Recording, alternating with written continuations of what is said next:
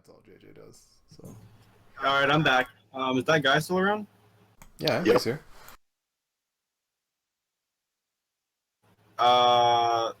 Yeah, we could have a discussion if you'd like.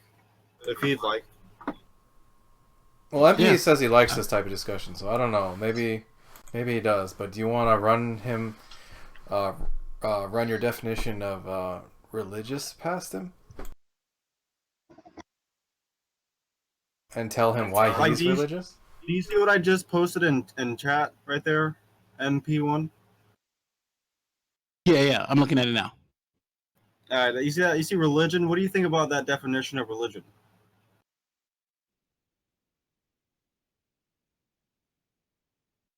It seems okay.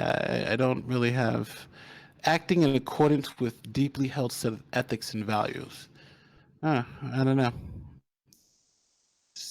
I mean, another way that we can interpret it is religion could be a set of beliefs that are centered around fundamental, axiomatic, ethical, and moral assertions, like natural assertions. All right. So, in other words, like veganism would be considered a religion, right? Because they do have moral and ethical, axiomatic, dogmatic claims, right? I'm not sure. I like this definition, but I don't love it. It's like I feel like it's just missing some component.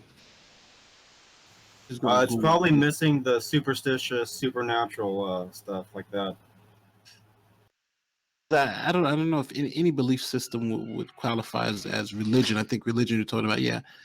You're talking about the belief in the worship of superhuman controlling power, especially persons particular. Yeah. Like, so if you just No, I'm not talking about that stuff. I'm not talking. I don't place any large credence in those ideas. Those are supernatural ideas. Well, I don't think this is because religion has, I don't know, it has some external component that I do feel the supernatural does explain, but I don't know. This is just missing the mystical value because for instance, for this, if we're talking about acting in accordance with a deeply held set of ethics and values, for me as an attorney, that could be, we have a set of ethics and values called it's our ethical code. And as an attorney, I have to act in accordance with those deeply held set of ethics or values, or I would get sanctioned or even lose my license. So I wouldn't suspect our ethical code or the ABA's ethical code would be classified as religion. You know what I mean? Well, on that list of definitions that I had, there's another axiomatic. Like I have an axiom in my worldview that people pretty much have to accept in order to have a dialogue with me. It's something like I appeal to a pragmatic truth, right? It's something like what you act out is more true than what you say is true. I think that's an axiom. Like that's an axiomatic truth that what you act out is more true than what you say is true. So I think that whenever you apply that to the idea that people are acting out according to certain axioms that are moral and ethical, that's really what qualifies as a religion. It's not necessarily like, for example, you don't have to have these ideas in your mind and reason your way to these acts. You don't have to do all that. You don't have to do the whole conceptualization thing. You just have to be acting out things. And I think this is the most accurate way of interpreting things in light of not having free will or not having the ability to choose otherwise. Well, if we go back to this acting in accordance, because I'm trying to understand how that would work. Let's say, for instance, like if I used to smoke cigarettes and, true smoking cigarettes is bad, it'll kill you. But, I'm not acting in accordance with that. I'm acting against that. So how would that work? How would you be able to explain that phenomenon? What was that again? Like the understanding of someone smoking cigarettes but telling other people not to smoke. Like I'm not acting in accordance with something that's true, that this is going to eventually kill me. I'm saying don't smoke to let you live longer. So I'm not acting in accordance with my belief that this thing is bad, my belief that things are going to kill me. Well, you don't have, like, what you said doesn't make any sense to me because I feel like what you're saying is, well, what if I smoke cigarettes but I lecture other people on smoking cigarettes? Like, just like if you're lecturing other people on smoking cigarettes but you still smoke cigarettes, you're just a douchebag, right? Yeah, you're a hypocrite. Yeah. So, like I said, my logic still holds here that it's something like this. if you smoke cigarettes and then claim, and you're telling me straight up, hey, I don't want to smoke cigarettes. They're so bad for your health. I don't want to smoke them anymore. And then I catch you smoking a cigarette. I would consider that what you consider a true statement of not wanting to smoke cigarettes a false statement, in virtue of a pragmatic. Like I said, I'm going to be appealing to this idea that what you act out is more true than what you say is true, which could be considered and conflated into like a pragmatic truth, right? Some kind of truth nested within Darwinian theory. I don't know. I'm not in agreement with this for just a couple of reasons. Number one, talking about two different things. If I'm telling you I'm smoking, you're telling me if I'm smoking, I'm telling you don't smoke because that smoking is bad for you, it's going to kill you. That statement about smoking being bad, lead to cancer, and all that stuff is true. I'm telling you not to smoke. But that's not the point I'm making. You missed the point. You missed the point. Okay. What's not true is that you want to stop smoking, right? That's what's not true. I don't see how we can conclude that's not true because people. Well, it's simple. Let's say, for instance, if you tell me, hold on, it's actually not this complex, right? It's not that hard. We can back it right up again. Right. So if you're telling me you don't want to smoke cigarettes, but you're smoking cigarettes, then you're lying. It's that simple. I have a compulsion. Like that does happen. People, like, for instance, they're when people used to say I don't want to smoke crack, but I was compelled to do it. It's a drug. It has an effect. It compels you to do certain things. So my belief in wanting to stop, I think, is different than my act that I have to stop. What about people with OCD? Just because I'm doing something means that I want to do it, but I don't think that's the case in all cases. I think you're right. In most cases, that's true. But there are clear cases that we know that people don't act in accordance with what they want to do. Yeah, it's easier if you just say, look, A says one ought not smoke cigarettes. Then A smokes cigarettes. The conclusion is it's not true that one ought not smoke cigarettes, just the same premise. Yeah, whenever we say this is actually, we're getting confused here. There's a confusion. I'm trying to, like, we're not on the same page at all here on this thought experiment. I'm trying to, like, I see where you guys are coming from, and I agree with that. It wouldn't make any sense what I'm saying. But I'm trying to say that the person is being dishonest, right? I'm not saying, like, I understand that smoking is bad for your health, and that's a true statement. That's not what I'm interested in, right? What I'm interested in is the honesty of the person. So if I say that I want to stop smoking cigarettes because it's so bad for you, that's a fact, right? Cigarettes are bad for you. But if I go further and say that I want to quit smoking cigarettes, right? And I don't want to smoke cigarettes. If you make those kinds of claims, but you continue smoking cigarettes, then in all actuality, you don't want to stop smoking cigarettes. All those claims that you're making are false about wanting to not smoke cigarettes. How can you say that? What about people with OCD? What about people with acting out is more? This is just a simple example of what you act out is more true than what you say is true. Now, whenever I make that statement, you guys want to only appeal to the fact that smoking is bad. Oh my God, we get it, right? But what about people with OCD? What about the person who, when they leave the room, would like to just leave the room and act like a normal person, but is compulsed to flip the light switch on and off? I'd rather not talk to you, Seth, for obvious reasons. Well, look, I don't agree with this point because I think it sounds like I don't know the name of the fallacy when you're saying that someone's not acting in accordance with their beliefs and some forth. You can make this determination that because they're not acting in accordance with their belief somehow isn't true. Like the fact that they want to stop something. So for this, No, well, there's a huge confusion here.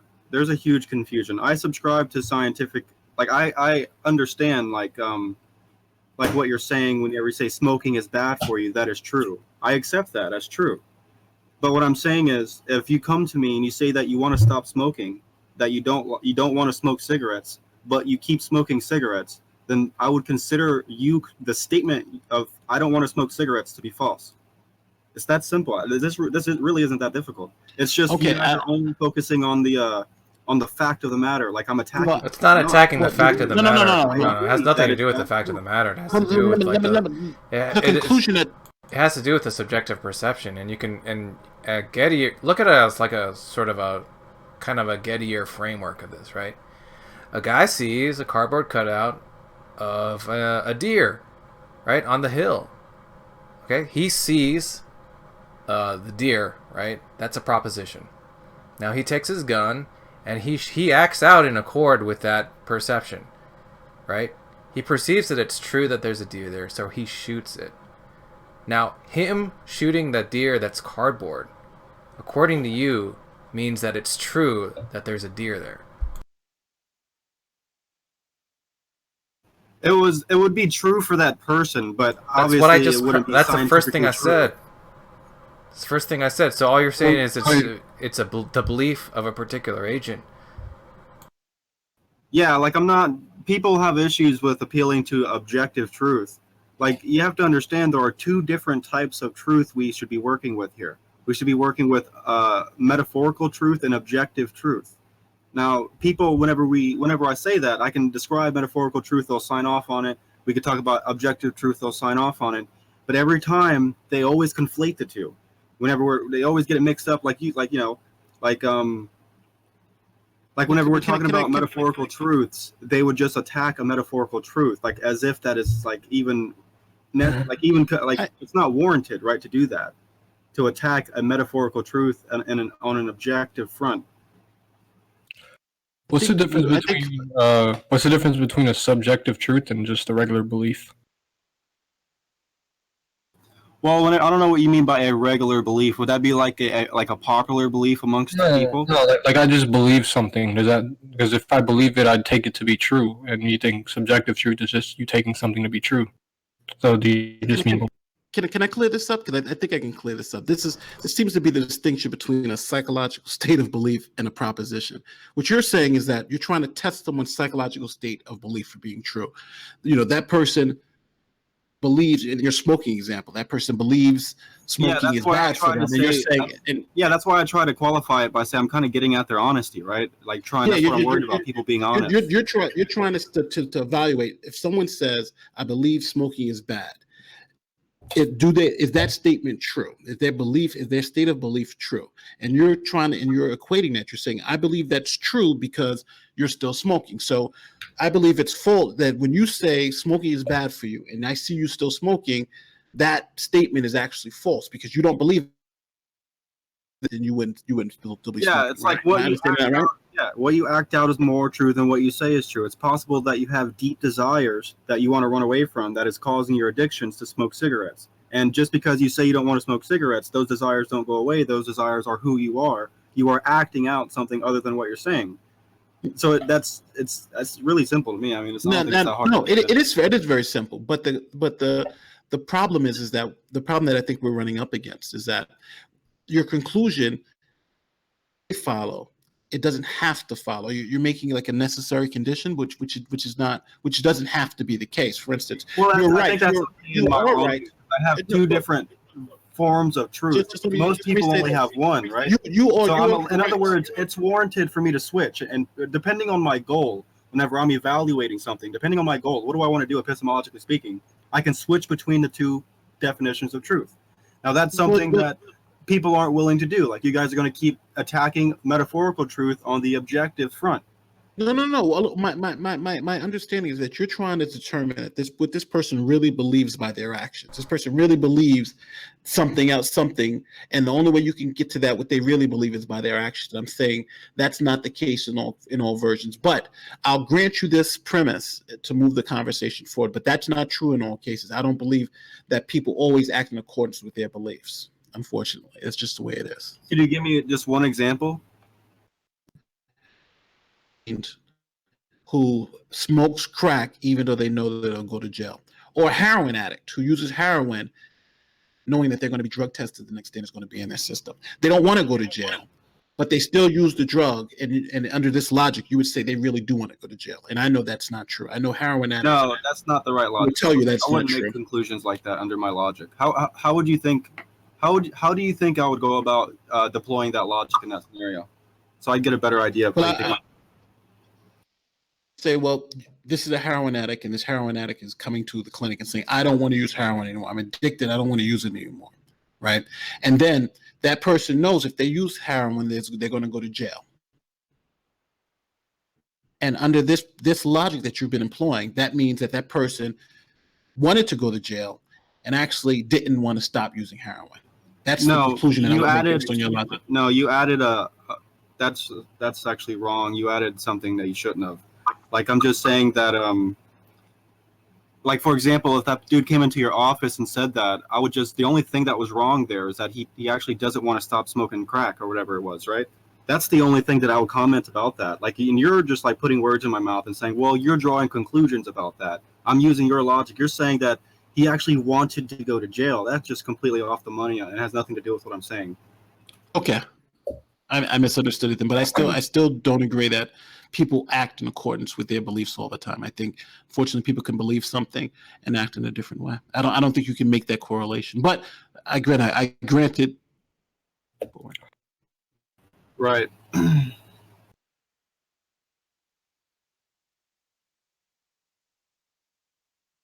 So is there something that follows from this? Well, I mean, I'm interested in trying to see if I can persuade you to place a little bit more validity, so to speak, in this idea that what you act out is more true than what you say is true. It's almost like you're extremely hesitant to accept it. Like, it's almost like you want to, but you're like, nah, I have some kind of reservations on it. I'm accepting it for this conversation. I accept it to be true. John, I just want to see where it goes. Yeah, but like, actually, whenever you say that I'd accept it for the conversation, that's actually, that's the problem. Like, I want to convince you otherwise. Like, this is an interesting disagreement. Jonjon, do you think that? And remember, this is an axiom in my world, right? What do you think you say of a desire that you shouldn't have the desire? What was that? You think you can say of a desire that you shouldn't have that desire? Like, when people that want to quit smoking, they can acknowledge that they desire to smoke sometimes, but they can say that they wish they didn't have that desire, and that could be a more fundamental desire that they have. Sure, some desires can outweigh others. Right, but that's what I'm saying, right? So the person that wants to quit smoking, he has a more fundamental desire to not quit smoking. To not smoke. And so that desire, he can use that one to target his desire to smoke in certain circumstances. So he can say... But in certain circumstances, pragmatically speaking, we would come to the conclusion that he was telling the truth in certain scenarios. Like, if he actually resists to smoke a cigarette, then yeah, it's true that he didn't want to smoke in that scenario. But whenever the certain values outweigh the other values of wanting to quit, and it's so bad, the moment that those values outweigh the other values, and then that's whenever the person becomes a hypocrite if he's claiming he wants to stop. Because in all actuality, he has deeper fundamental values that just don't agree with that. And well, you know what? Sometimes can I step in there? Then, look, if you agree that his desire to quit smoking could be, more fundamental, then why wouldn't you say that when he's smoking, he's being out of accord with his more fundamental desire? Why couldn't that be possible? Well, because I place validity on the gravity of, like, whenever we say we have different values, and each value we value to certain degrees, so to speak. So in other words, one value can outweigh another value, right? Whenever we say things like that, and I'm placing validity on the higher value. So, like, for example, if you're smoking crack and you're saying things like, I want to stop smoking crack, I understand that you really value wanting to stop smoking crack. But these desires to smoke crack are so much more powerful that whenever you go out smoking crack every day, and then you just throw it at me every once in a while that you want to stop smoking crack, I'm actually going to say, no, you don't. You don't want to stop smoking crack. You're not there yet. You're just not going to stop. The more motivating desire is the one you think that they truly have, and since they're being motivated to smoke crack, then that's yeah, absolutely. Especially if you correlate it to the idea that what you're acting out is more true than what you're saying is true. Yeah, but I think you can be motivated to do something that you shouldn't do, right? Like, what about negating this whole thing? Just because you have a motivation to do something, that doesn't mean that's the right thing to do, even by your lights, right? If you had more information or something. Well, I don't think we should get into like moral and ethical claims. Like, I'm not drawing any kind of conclusions that have to do with morality and ethics. Right. Well, then what you're saying seems sort of trivial, right? I don't think anybody would disagree with that. But I think there is some credence to saying that people who, are addicted to smoking crack, even they think they shouldn't be smoking crack, right? At least some people have that view. I would agree with that, right? What would you say to the person, the negation of this? What would you say to the person who doesn't smoke crack, but on the back end believes that it's safe? Make the same conclusion for that person? Oh, no. But why not? I barely got what you were saying. You said that if a person believes it's safe to smoke the crack, is it safe to smoke the crack? Well, no. Well, what you've said earlier is that if a person who is smoking crack knows that it's harmful or it's bad, but continues to smoke anyway, included that act of actually smoking is their true belief. They actually don't believe that it's harmful because they're still smoking it, right? That's the claim that was made. No, they would still believe it's harmful. They would just be willing to harm themselves. Okay, so I'm trying to understand. He's saying the good is going to outweigh their harm, right? So when you think something harms you, that's like a reason not to do it. But they really value how it makes them feel or whatever, and they think that outweighs any harm that it causes them. But you could also, I'm assuming you can take this the opposite way. You can say someone who doesn't smoke crack, and they can think that it's fine, that it's good, that it's actually healthy, that it's actually something that's productive for them. Right. Smoke crack. So I would say that person is just as much a hypocrite as the person who does smoke crack but thinks all these bad things about it. We've just reversed it. Yeah, that seems right. You know what? So if that's the case, then people who don't smoke crack who think it's okay are just as hypocritical as people who smoke crack and think that it's bad. You know what? I think it's important to qualify that I don't believe in free will, and that's another axiom that my entire worldview rests upon certain assumptions. So in order to piece together my views, you guys have to have certain views. And if you guys don't have those views, then I would be wasting my time talking to you. It's one of those things where you got to disagree to disagree and move on.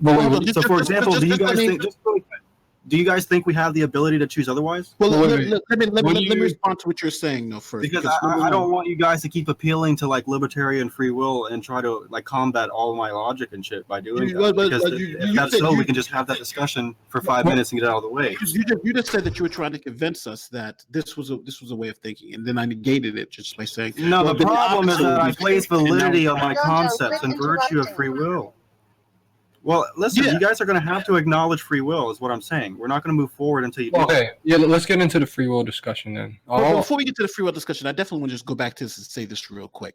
Number one, you've put together an argument where you're telling me I can know what a person really believes by the way they act, and then now you're stating that beliefs are compulsory. Because I also believe that beliefs are compulsory. I don't believe you can choose what you believe. Just like we used to have the saying where if I tied you down to a chair, put a gun to your head, and put a lot of stuff on you, and made you say so that situation. So now you're telling me that you can really determine what a person believes based on their actions, and we challenge that now. And I said earlier, I determine everything a person believes based off their actions. That's false. So then what's the point of the argument? Because that seems like what you were telling me. You can determine what the person truly believes based on their actions. The person who smokes crack really doesn't believe it's bad because they're smoking crack. Well, if you can't determine what they believe based on their actions, then what can you determine what they believe based on? Look, just ask them what the inference is, man. It's a future contingent. A want is a desire that depends on a future contingent, and you can't decide that retroactively. So how the fuck are you going to put together an argument for it? Let's hear it. Yeah, get fucked. Molly, why can't I talk? And why can Crow talk? Did you not read what I just wrote? Yeah, so the reason why I brought up free will is because I don't believe we have the ability to choose otherwise. So with that being said, when it comes, I believe in selected for ideas passed down in our evolutionary chain, and that amounts to human behavior. and things like that. So whenever I'm talking about things like what people are acting out is more true than what they say is true, I am appealing to a pragmatic truth nested within Darwinian theory. In other words, I'm appealing to like the evolutionary chain and its byproducts, right? And its byproducts are human tendencies and behavior. So whenever a person is acting out something, regardless of what they say, I'm going to fall back on this pragmatic truth, right? I'm going to fall back on psychology and tendencies and desires and say, well, is he acting in accordance to his deeply held desires? And if those things are contradictory, then yes, I would say that he's lying and he's being dishonest.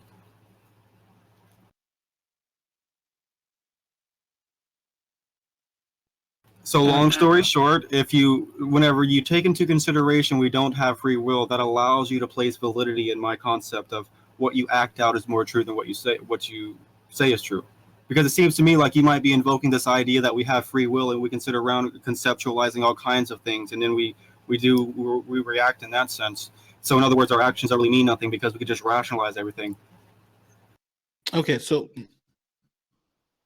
this if the argument here is that because beliefs are compulsory and that we act since we can't choose what we believe, that in a sense you're trying to actually get to what the person actually believes, and the way you can understand that is by looking at the way they conform to certain actions. And those actions will let you know what the person, quote unquote, truly believes. I'm not accepting that as something that has to be true. It's likely to be true. Sometimes you can find that those things do correlate, but that doesn't happen all the time. I also got to put an objection to this. If you believe beliefs are compulsory, it leads to this conclusion that you've created. Just because beliefs are compulsory, just because we may not have free will, doesn't mean that the only way you can turn to what I really believe is by my actions. Let's just stick to one point at a time. You were making a couple of points because we were talking about. You said, we'll go over that before you just throw like 4 things out there. I can go over every objection you have. We can go over, right? And you were talking about this difference between believing something and acting it out. I still think the objection is still on the table. Saying in one instance you're being a hypocrite for acting in a way and not acting in accordance with your belief. Also accept that the person who believes that crack is okay, it too, based on what you've been putting forward.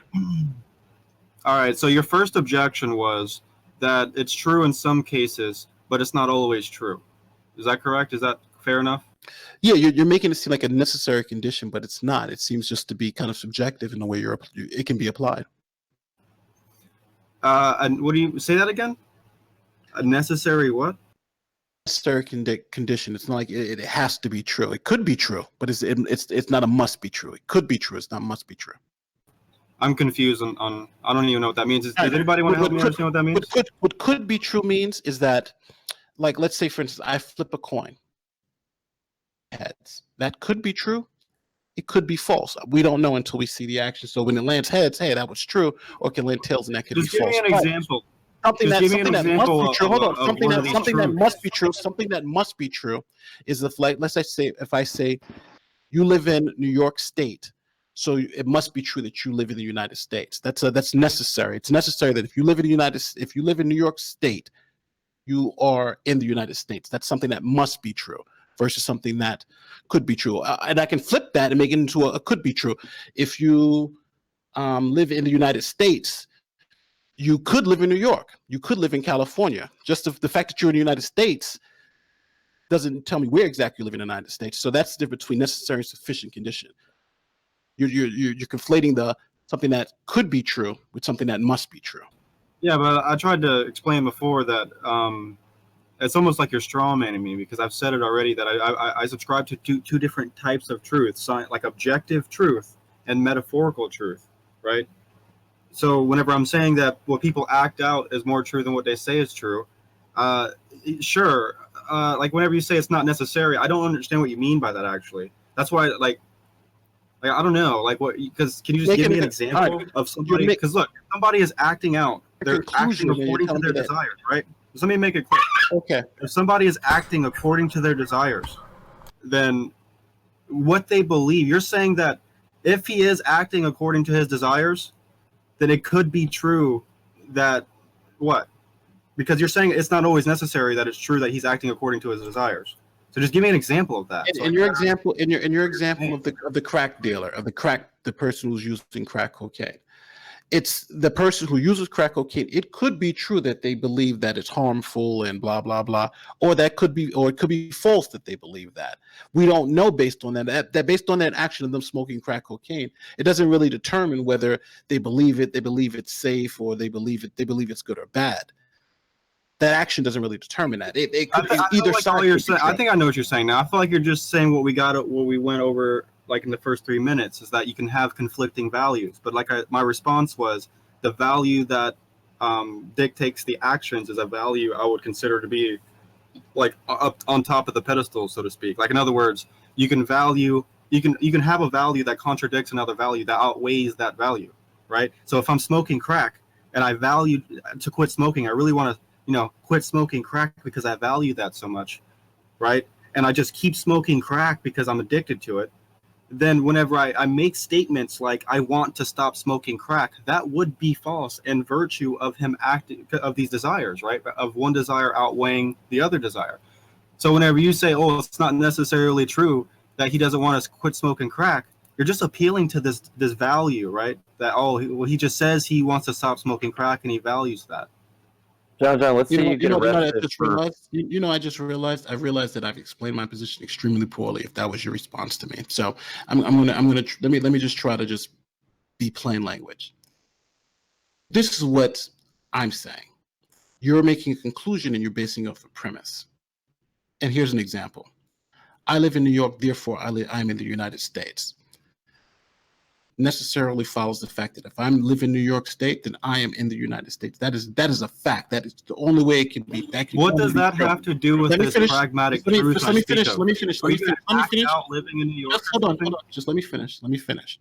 So, of me living in the United States necessarily follows me living in New York. But then let's reverse that. If I say I'm in the United States, that means I must be in New York. You would say that's crazy. Right? I can be in many different places. The fact I'm in the United States doesn't tell you exactly where I'm at. I could be in New York. I may not be in New York. What your argument is doing is saying, I'm in the United States, so I must be in New York. And that's why I'm saying it fails, because because that's not necessarily true. Yeah, but you can't give me an example. I just gave you an example. Your challenge is to give me an example. No, you're just describing the logic. Give me an example where you apply that logic, right? It's like you're just pointing out the fallacy, and I'm in New York. It's like you're just pointing out the fallacy instead of showing me how I'm committing the fallacy. Okay, so let's take your example and put in an if-then statement, a conditional statement. Let's talk about the crack example. Because we've been talking about that example the entire time, right? If you smoke crack, what? Crack. What's your conclusion from that? Jesus Christ. I really, we're not on the same page. So I can explain my entire assertion again. I'll just we'll just start over. Okay?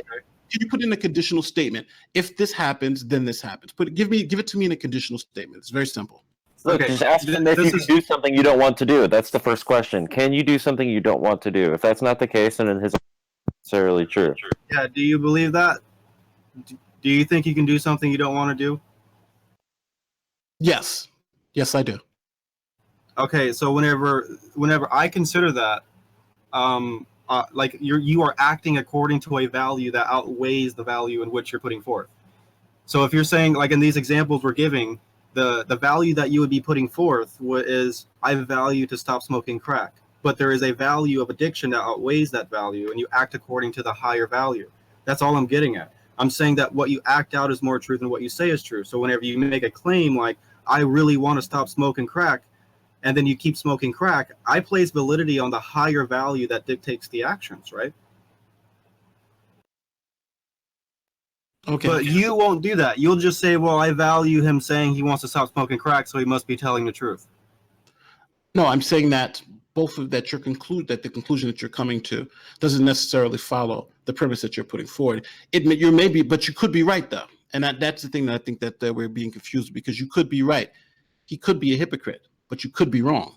He may just, act. He may just be compelled to do this. So I'm not sure exactly what were you trying to lead me to? What conclusion? Because hey, you could be right and you could be wrong. They're equally valid.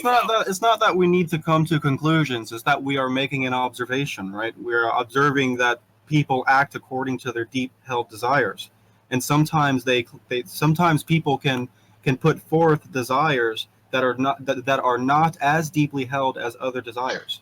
Okay, right quick, Jonjon. So when we're talking and you say, I want my driver's license, but you don't get it, does that mean you really don't want your driver's license?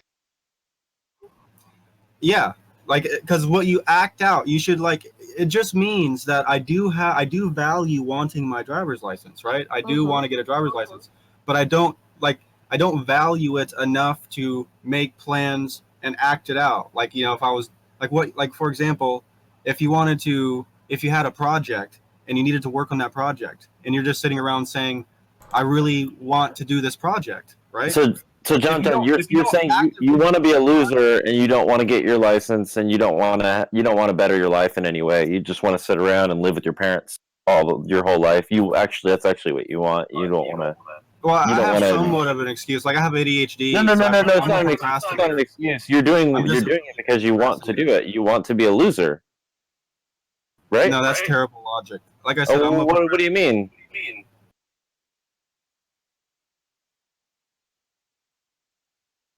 You said that you can't. The things that you're doing, but you want to do.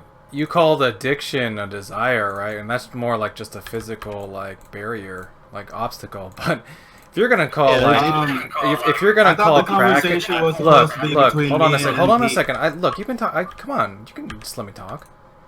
If you're gonna call addiction to crack a desire, then for sure ADHD is gonna fall under the same category.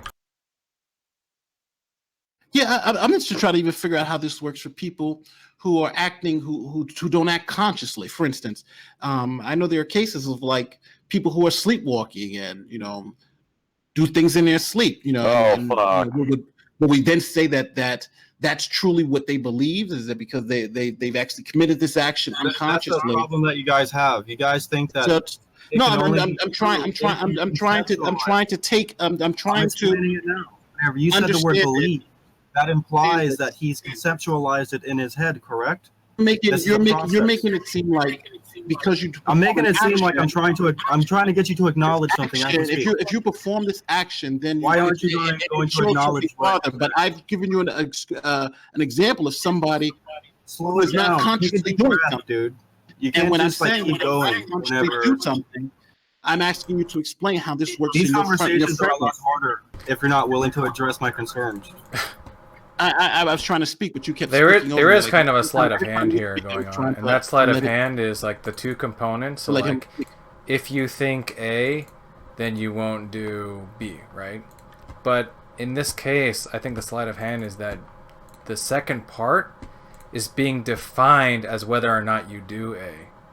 So it's almost vacuous.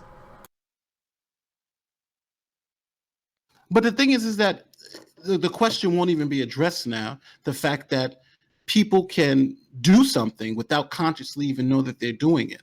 And now when you put that in front, because that actually happens, maybe the feeder, so he doesn't want to address it. I've responded to that 3 times. This will be the last time I respond to it. So just pay attention this time. Don't overtalk like you have been. So this is because I'm just repeating myself now. Okay. But I've said.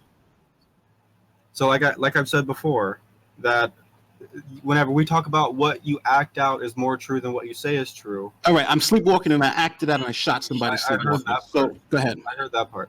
So what you are asserting, the issue that you have is that you think things can only, whenever I'm appealing to a pragmatic truth, you're stepping outside of that and trying to appeal to objective truth in the sense that it's only true if we actively conceptualize it in our minds.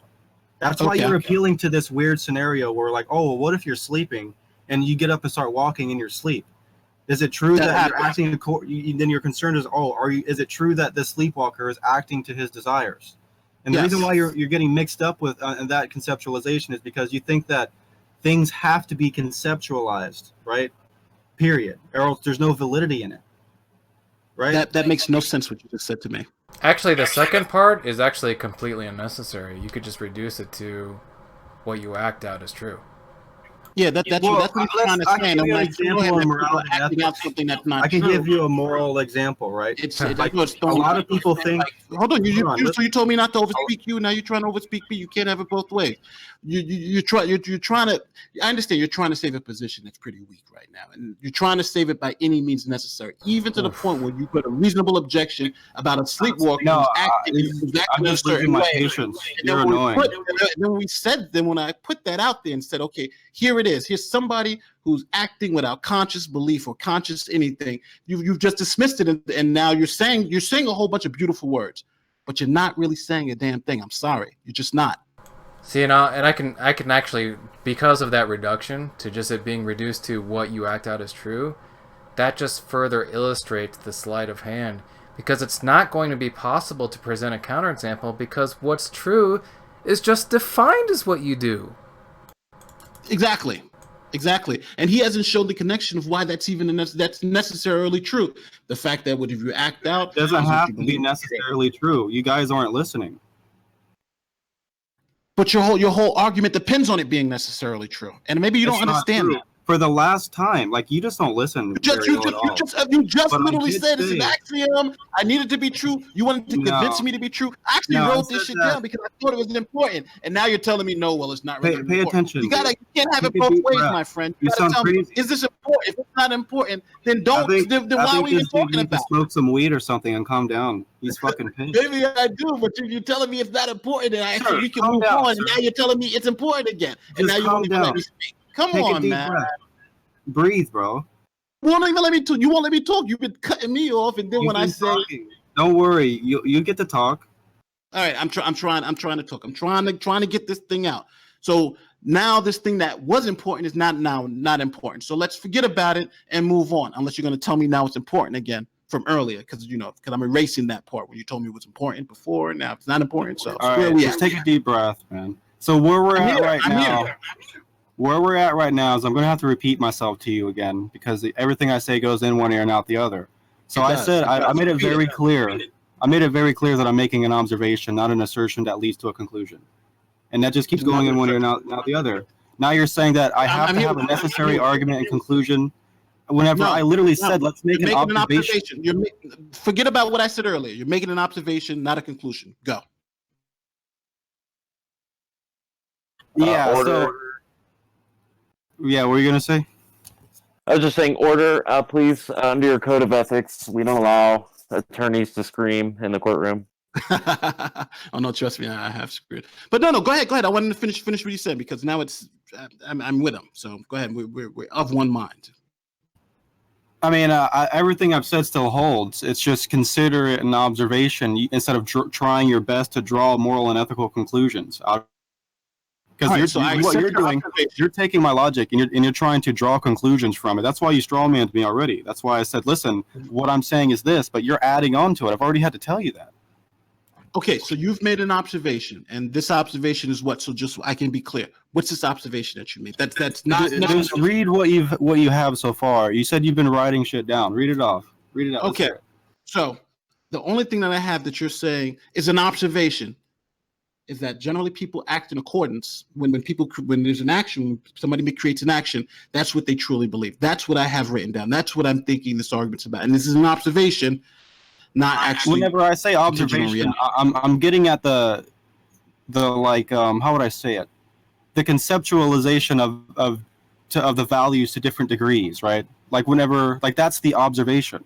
Like people have certain. Like psychologists and really smart people who know about the brain or all neurosciences and shit, they can look at human behavior and they can actually understand that some desires outweigh other desires.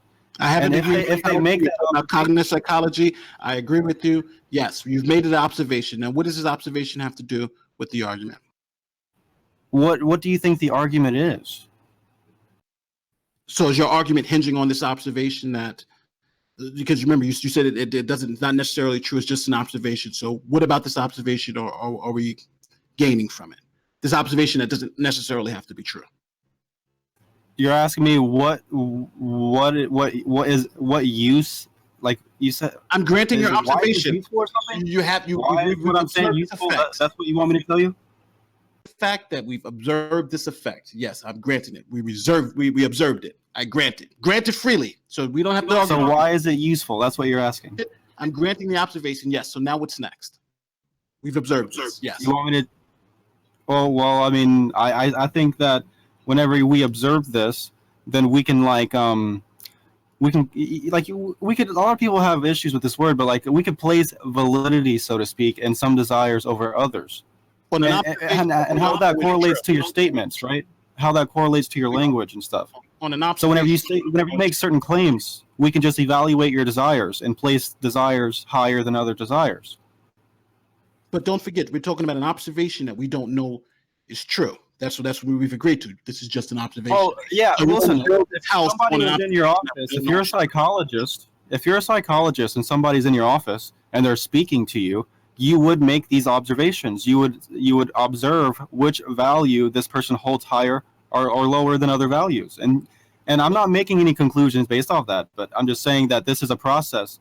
If I'm making any assertions with a conclusion, I would say that I think that we can place validity and different values and how that and in terms of how that correlates to the person's language or assertions he's saying. Like, for example, if he's claiming to want to stop smoking or something like that, and he's not smoking, we can actually observe these desires he has and come to the understanding that he has a deeper desire to keep smoking, right? And we have something to learn from that. And it's just the sense that what he is acting out is more true than what he is going to say is true. He's going to go around saying that he likes to, or that he wants to stop smoking. He doesn't want to smoke anymore, but he's going to keep smoking. So in my opinion, that's almost contradictory, right? It's like contradictory behavior, and it's because of these conflicting values, and one value is higher than the other, right? One of those values outweighs the other, and my assertion is that whenever we see a value outweighing the other, we can place more validity in that value in terms of the person's assertions, right? Well, I'm going to say this. That was beautiful. Because I don't know, maybe it's because I'm drunk, maybe it's because, it's about 11 o'clock here, but we've taken this argument from, this was an axiom earlier that you said, this was an axiom that must be true, and then you gave me this observation, and this is the way it has to be. Well, I'm not trying to make it. Hold on. I don't want to say it has to be anyway. You're trying to cut me off again. Remember, we talked about this. You're trying to cut me off again. So then we went from this axiom that was building up this argument. And I remember earlier I was like, let's just get past this. You said, no. I want to convince you because my whole argument depends on this. And then after this, I've said, okay, let's accept it. Now we've gotten to the point where this axiom has turned into an observation that doesn't necessarily have to be true. But now you're trying to build a house on this observation that doesn't necessarily have to be true. I'm telling you right now, if this is a convincing argument to you, you got to give me something better than an observation that could possibly be true. This just doesn't. This is not of an argument that I can say. Well, I would be. Well, you know what? This argument is good, but it stands on an observation that doesn't necessarily have to be true. It could be true. It could be fact. And guess what? I'm not worried about that, though. I'm only worried about if you follow the line of reasoning, and if that line of reasoning is something you would subscribe to, right? Because we're actually having a conversation about epistemology. So whenever you're just saying, is it necessarily true and all that shit? Did he just say he was done? Did you just kill MP? Yeah, it seems so. Oh no, I'm here.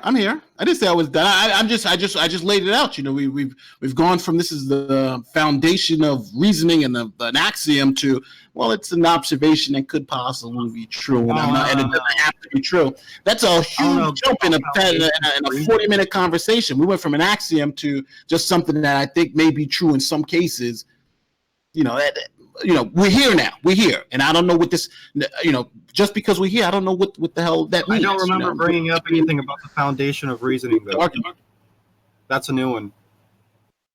Is this being recorded? Did you not know what you said? Remember, because you said this was an axiom. I'm like, axiom. I'm like, oh shit, I haven't heard the word axiom. I thought you were going to precept me when you said it. And you were like, this is my axiom. And the thing that really made me think about it is when you stopped us from moving on earlier. You were like, no, hell no. What I meant is that if we're going to have a discussion, and now you're telling me it's really just an observation that we possibly can see be true, and I'm not saying it's true, but it could possibly be true, and it's the foundation of my. And I'm like, well, what do you mean? What are you telling me now? What are you telling me? If you like. All right, maybe we got to approach from. I'm just going to drop this angle. I'm not going to make any. I'm not going to go any. We're not going to make any progress It's an here. observation that So where we go from here? Could be possibly false, possibly true. It's an observation. Yeah. All right. You've convinced Man, me. are you drinking right now or something? No, I'm just repeating what you've told me about this observation that could possibly be true. I'm just. You got repeating. more ADHD than I do. You're right. You're right. That's possibly true. What's an axiom? You guys don't understand metaphorical truth or pragmatic truth at all. Making statements like that. No, I do not. I do not understand what you're saying because it's making absolutely no sense. You know what? It's funny because usually I can say, well, I understand what you're saying. Congratulations. You're the first person where I'm saying I don't understand what the hell you're saying. But maybe you could convince me. You could convince me that you know what you're talking about. But right now, if somebody was to place a bet, I got $100 that you don't know what you're talking about. I mean, that's okay. That's fine. But another angle we could use. If you guys are just gonna laugh, just mute yourselves. It's really annoying. All right, I'm sorry. I will.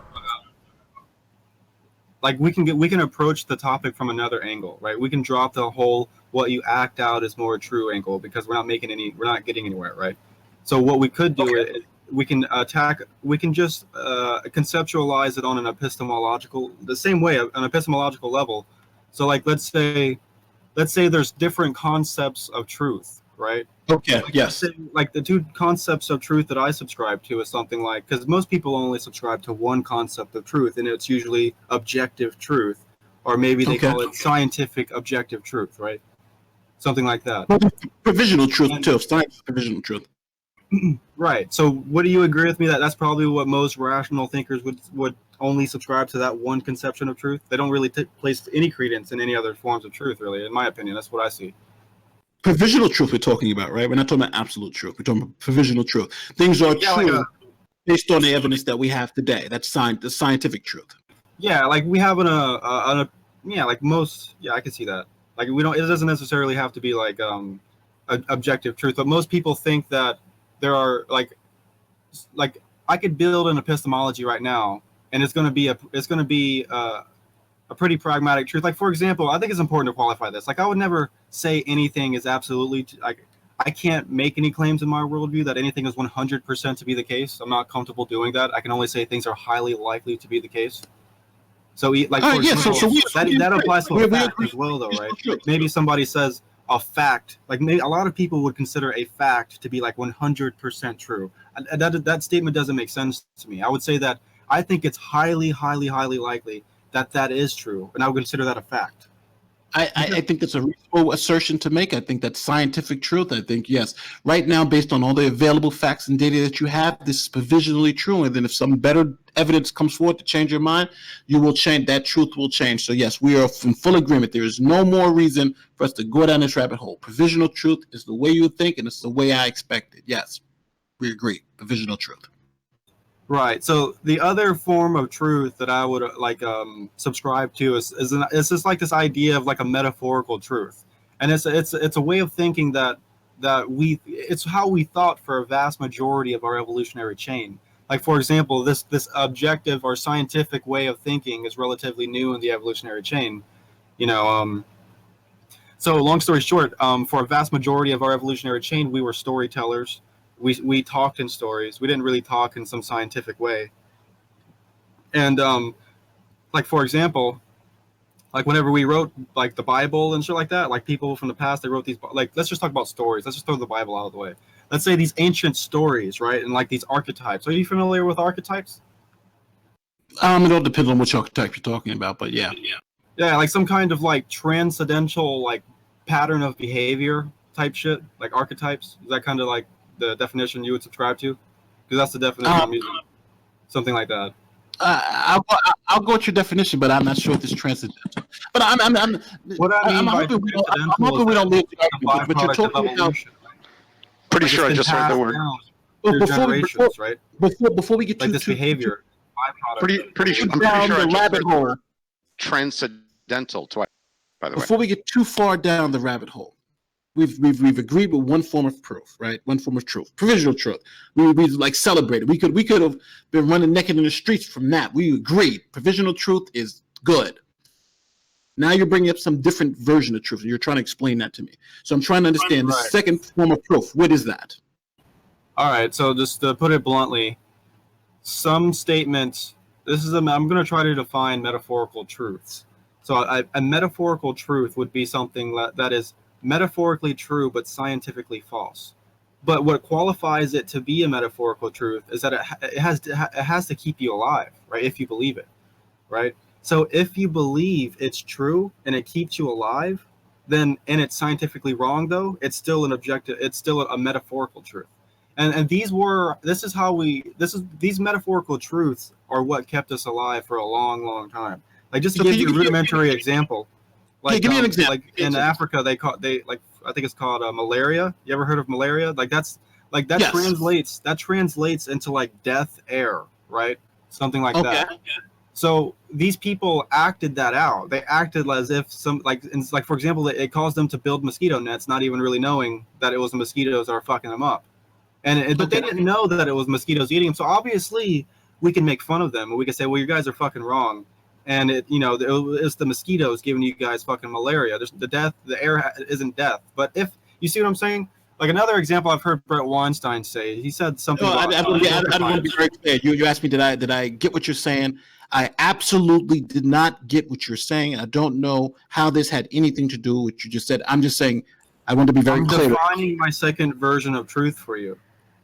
All right, no, I do understand that, but you asked me, did I understand how this example worked into that? And I'm saying, no, I absolutely did not. Okay. So these people acted as if the air was like deadly. They acted that out because death air translates into like malaria or some shit like that. All right, so they acted as if the air was deadly and it kept them alive. But they did. That's a scientifically false statement. That it was the mosquitoes that were deadly, right? So because they were mistaken about what was killing them, it was scientifically true that it was the mosquitoes. No, we don't say scientifically something else. Go ahead. Say that again. I'm literally just trying to tie it all together. Well, I can give you another example, right? There's another example that Brett put forward. He said something about porcupines. He said that these people, let's say you said that porcupines throw their quills, right? Like let's say porcupines throw their quills at you. Now that's false, right? That doesn't make no sense at all. But whenever people would have acted that out, they would have stayed a little bit away. They would have kept their distance from porcupines, and this would have helped keep them alive. Because if the porcupines, if they stab you, they work their way into your skin. It can be very deadly. They can get affected and all that shit. So that would be a good example of a metaphorical truth. Like in other words, thousands of years ago, through evolutionary chain, if people held this belief that porcupines throwed their quills, that would be a metaphorical truth because it's metaphorically true that the porcupines throw their quills, but it's scientifically false. And the reason why it qualifies as a metaphorical truth is because it actually keeps people alive. It would not be metaphorically true if it did not keep that person alive, right? But since we're appealing to this truth nested within Darwinian theory, it's a pragmatic truth. I am going to say I don't see how. It's like, you know what it's like? It's like me going to play poker, and every time I play poker, I slap the deal in the face if I'm going to win a hand. So every time I slap the deal in the face, I win that hand, right? Scientifically, that's not true. It's just I just happen to get the best cards every time I slap the deal in the face. But in this, well, that's metaphorically true. The fact that I slapped the dealer and I keep slapping it to get the money, but that wouldn't be scientifically true. So I'm just trying to understand this almost to say it makes no sense would be giving it a compliment. And maybe it just might be me. Maybe other people in the room, it may make sense to them, but you're saying a whole bunch of words, but you're really just not saying nothing to me. And I'm saying that respectfully. I just don't. Well, I'll run it by you again. Don't worry. I can run it by you again if you like. I'm here. I'm just trying to understand it. Let's just start over. I'll say the same thing. Let's just start over. So a metaphorical truth is a statement that if you believe it to be true, helps you survive. Okay. And it is scientifically false, though. So, like, in other words, some statements can be metaphorically true but scientifically false that help you survive. That's a metaphorical truth. And I gave you the example of the porcupines, right? Because this would be considered a metaphorical truth. Porcupines throw their quills. Porcupines throw their quills would qualify as a metaphorical truth if a lot of people believed that and it kept them alive. Because, they would keep their distance from the porcupines and they would avoid infections and some people would die. Like, porcupines are fucking dangerous. So can I retort that? Now, in this example of the porcupines, I think it's a brilliant example.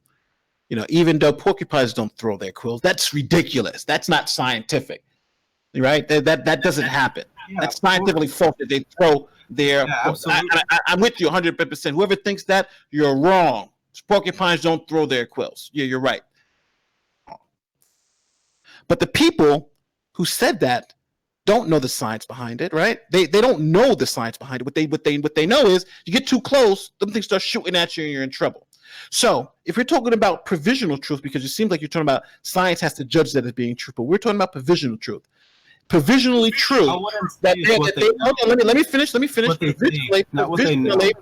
Provisionally, they know that this event happens every time they do this, right? Every time they go close to this porcupine, it throws stuff at them. So they're saying scientifically, well, guess what? Provisionally, that's true. Let's stay away from porcupines because we know when it's stung.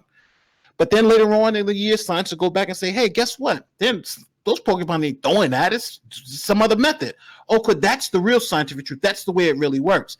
But before that, that's why it's called the provisional truth. People thought one thing, and then they found out that they were incorrect. That's why science is always changing. That's the science. That's the science. The science that you're talking about is what science says. Science is those people figuring out what actually happened and saying provisionally, this is what's going on. And then they change that when they get more information.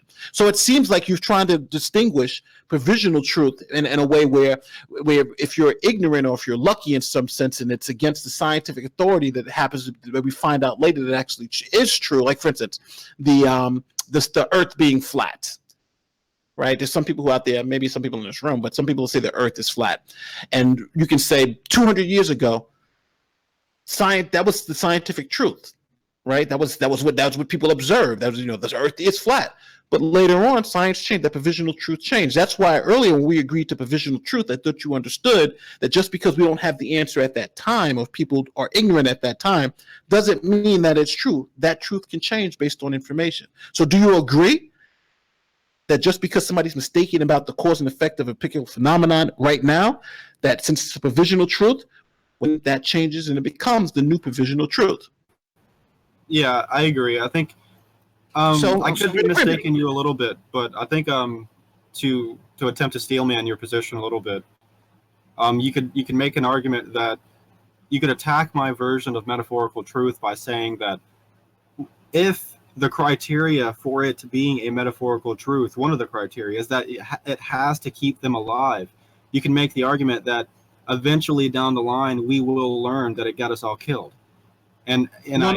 I'm not saying that. I'm saying your metaphorical truth is provisional truth. Let me respond to that argument because this is the best argument against metaphorical truth. So, but I'm saying your metaphorical truth is provisional truth. I'll get to you in just a second. So what that means is that it's true. The answer is yes. I would respond by yes. Then it would be metaphorically true all the way up until it was no longer true.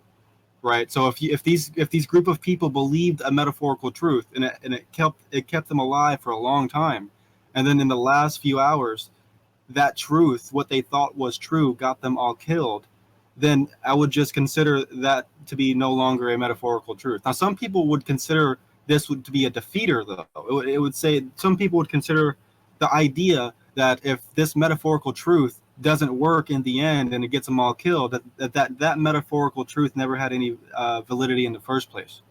And I don't agree with that because on a pragmatic scale, like this is extreme, like on a pragmatic scale, My question to you is, how is metaphorical truth, as you've explained it, different from provisional truth?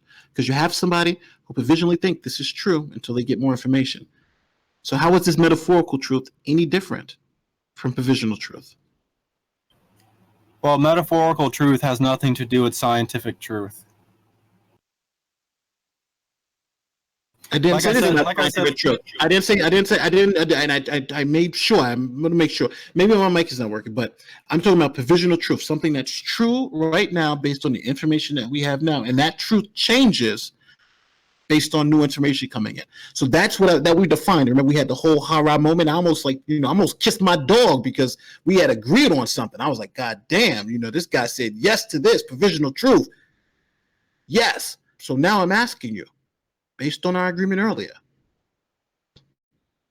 I've just explained it. I'll explain it again, just so we can be clear.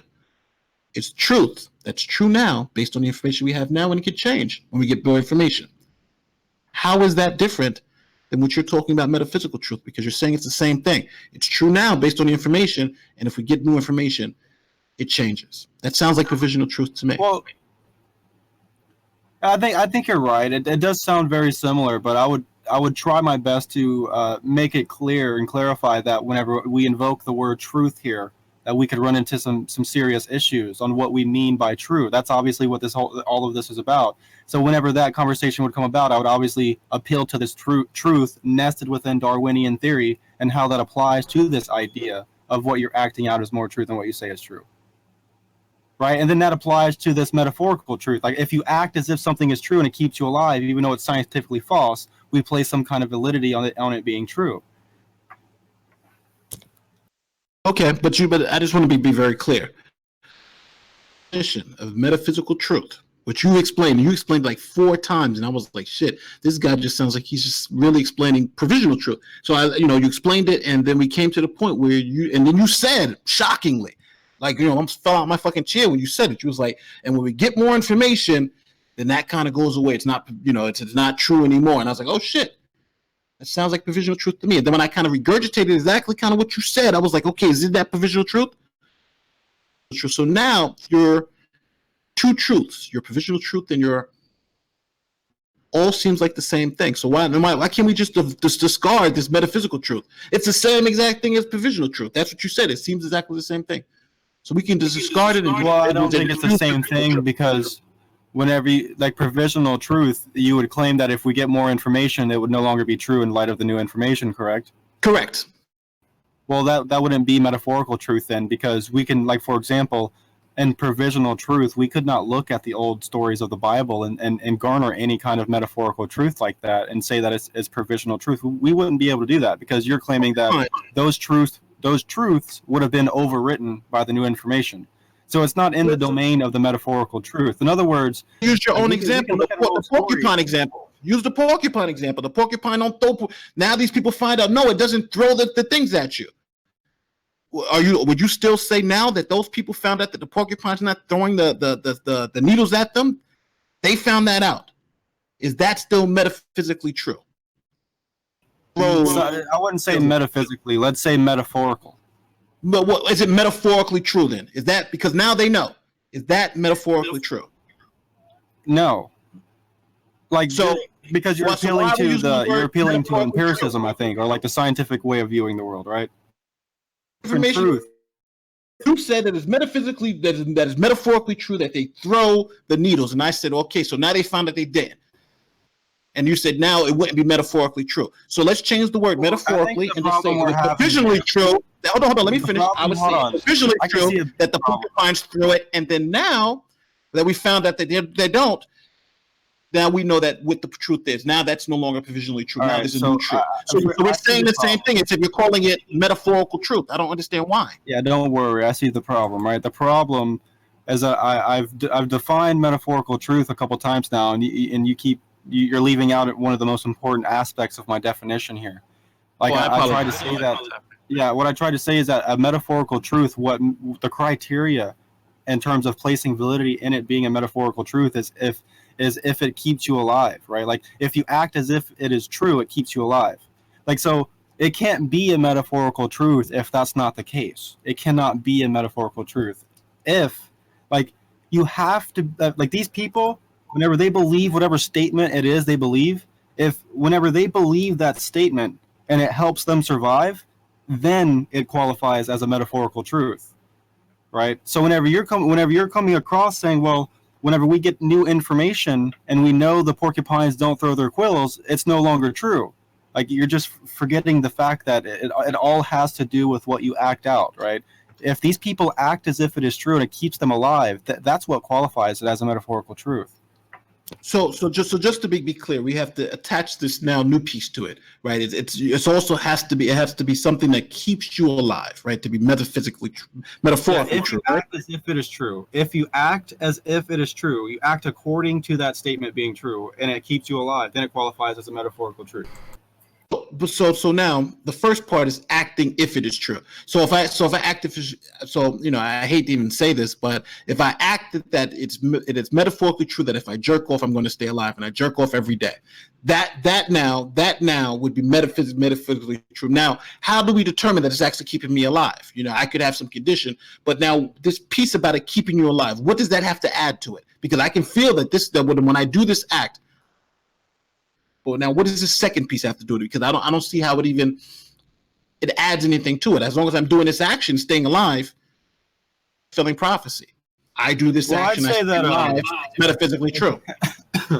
Excuse me. That's a funny example, but I'd say if you were jerking off and you believe that if you jerk off you'd stay alive, I wouldn't necessarily consider that a metaphorical truth, because I know that that's not. There's just no way. Whenever you're jerking off a lot, there's no way for me to reason in my mind that that's useful in terms of your survival. I don't know how. That's you. That's you. Just like it was no reason. Those people with the porcupine. There was no reason in my mind how they can think the porcupine was throwing the needles at them. I can't reason that. That was crazy shit. Talk about that example. Now you're giving away my metaphorical truth based because you can't reason. Yeah, too bad. You can't reason to it. Calm down. Metaphorically true, but it's metaphorically true to me. There's no such thing but as it's metaphorically true to me. Yeah, I'm trying to understand. I'm trying to understand this because he's really redefining provisional truth and calling it metaphorical truth. I keep saying metaphysical truth. Yeah, there's no such thing. Truth. I don't know. I feel bad that you thought I actually thought there was metaphorical truth, but yeah. But I'm trying to understand the argument because he's making an argument. I understand sometimes it's tough to make arguments in a room, so I'm open to the argument. By that, isn't he talking about a fiction? Is he not touching on a fiction? Right?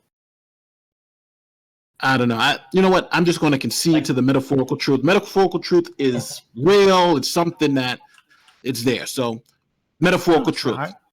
It's total nonsense. There's no such thing. I just want to move on from the argument because I'm trying to see where this goes.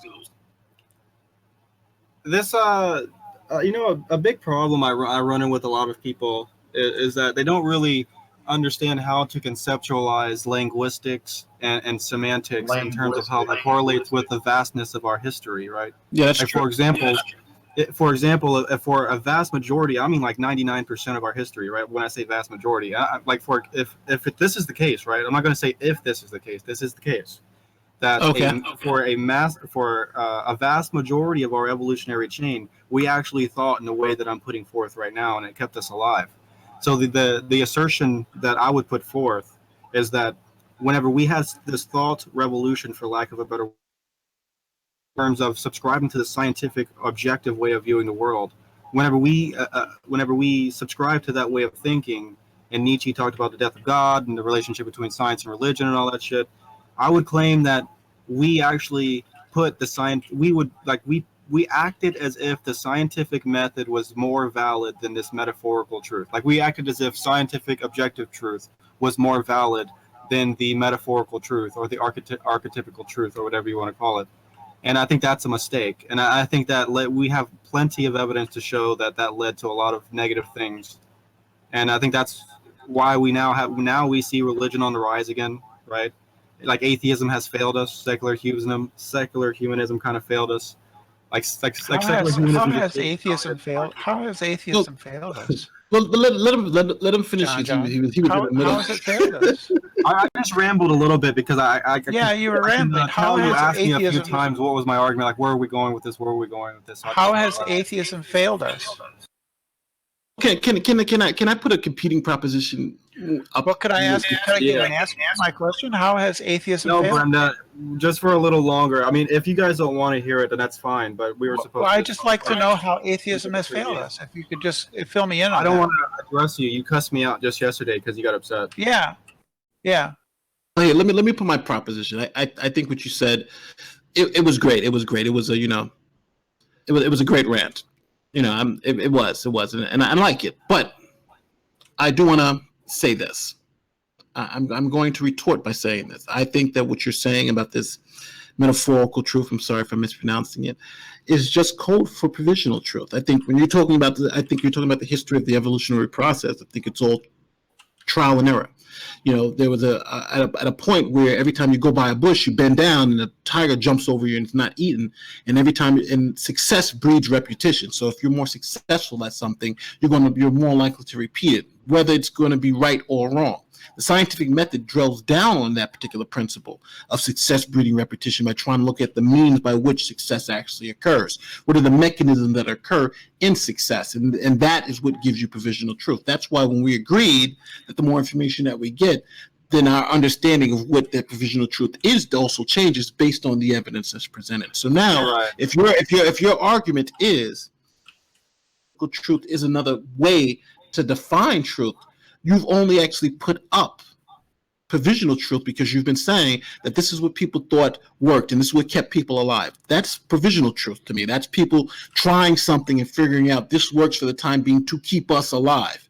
But then when someone finds out the reason why this works and the reason why it's successful, or even to make it more efficient, then that truth, that metaphysical truth or metaphorical truth that you call it, then changes to the new metaphorical truth based on the new evidence. So again, it seems like you're just using the synonymous metaphorical truth for provisional truth, which I think it's just simpler for us to say these are all provisional truth. Well, science. I'll respond to that. Science enhances our survivability rather than. Yeah, I agree. I'll respond to that by saying that I agree with a lot of what you're saying. Actually I agree with everything you just said, but I would qualify, we're not seeing eye to eye. I think it's an issue on how I'm defining metaphorical truth. So for example, I agree with you that once we get more information, that's what you're appealing to, right? This idea that this metaphorical truth was true until we got more information about, for example, the porcupines don't really throw quills. Once we know that porcupines don't throw quills, your claim is that it is no longer metaphorically true, so it's kind of vacuous. And I'm just appealing to, what was it again? What was that? I'm appealing to what? I'm forgetting. Some kind of truth. To provisional truth. Yeah, there you go. So to truth that changes based on the information that you have. Yeah, there you go. It's not necessarily true. It's not actually true. It's just the best. It's just the best truth that you have now based on the information that you. Okay, I agree with that. And I subscribe to that. But it doesn't change. The issue is, hold on really quick. Okay, so the issue that I'm having is that the metaphorical truth, I agree with you, but it's not getting you what you think it's getting you. So I'll explain why. It's because you think that whenever we subscribe to this line of reasoning, that it makes the validity that we place in the metaphorical truth void at that point or invalid, right? And that's not true at all, because even me, for example, even with all this information we have, we could still believe things and just pretend they're true. We could still act as if things are true, and it helped keep us alive. For example, there's a weird example about for example, most people act as if their gun is always loaded, right?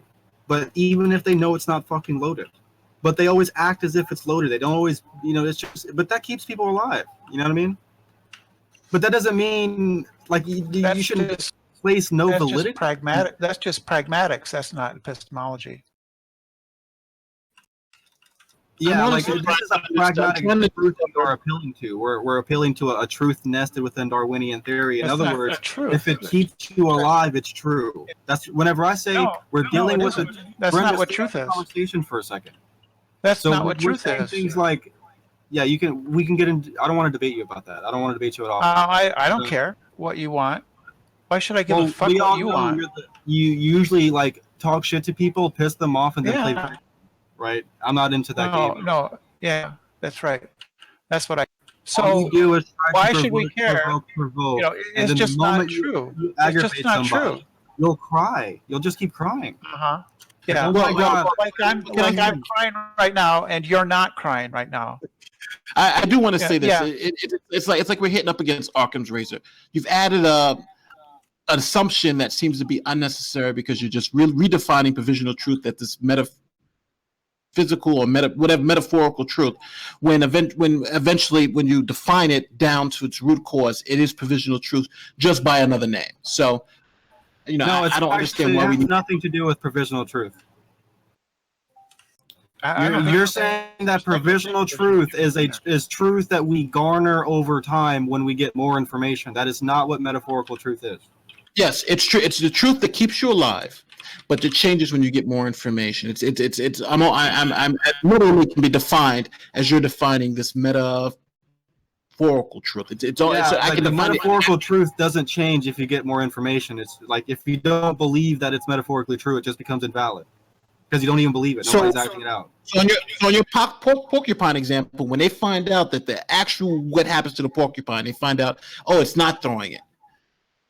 Metaphorically true, because before you said it wouldn't be metaphorically true. You said that whenever these people find out that the porcupines don't throw spines, they're just going to stop believing in it. And whenever they stop believing in it, then it's not metaphorically true because they're not believing in something that helps them survive. So you would say it was provisionally true before, and now that they got more information, see, you're using the wrong language. It isn't metaphorical truth or provisional truth. It's provisional knowledge. All right, yeah, that's true. Yes, you're right. Brenda, right. That's true. Of course I'm right. Of course I am. Brenda, you're right. Yes. You're right. It's provisional knowledge. It isn't provisional. You know what's going to blow your mind, Jonjon? There's this thing out there, this idea called pessimistic meta-induction, which states that most of the scientific theories or ideas or what we think is knowledge actually is either superseded or revised or done away with. That's most of the scientific conclusions, right? So with that being said, you're committed to saying that it's possible that most of our current scientific understandings are actually metaphorically true. Yeah. Well, in the sense that we're all begging the question, sure. And like I always say, we could discover that the Earth is flat. I always say that look, today's scientific truth is just tomorrow's metaphorical truth. We could, tomorrow we could just discover that the Earth is really flat. All this time we were wrong. It was metaphorically true. Well, I know it's that could happen. That makes sense, right? I'm gonna take a little break. It makes sense. It makes sense to think. It makes sense to think that in the future we could discover that the Earth is flat. That makes sense, right? That does make sense, but it does, right? It makes sense to say that. Yeah, it makes total sense to think that tomorrow we could discover that the Earth is actually flat. All this time we were wrong. That's possible, isn't it? It's possible. It's metaphorical. Yeah, it is. The same way that it's possible that my nuts are on your chin in another universe right now. That might be possible, sure. I gotta go because I gotta go to work tomorrow. But this was fun. Right. I'm metaphorically going to get something to drink because I got to drink. Well, so remember, I don't even know what's going on. Make sure you worship the metaphorical substrates. It's provisional knowledge. Metaphors aren't true because that's what it means for something to be a metaphor. Yeah, it was so hard for me to say metaphorical truth. I don't know. Oh my God! Jonjon can talk to you for hours about his kooky. All right, take it easy, NP1K. So, Jonjon, you're really salty about me having dressed you down the other day, right? Oh, fuck. No, I'm not mad about it. I actually, why would I be upset? Are you crying about that? Are you crying about that?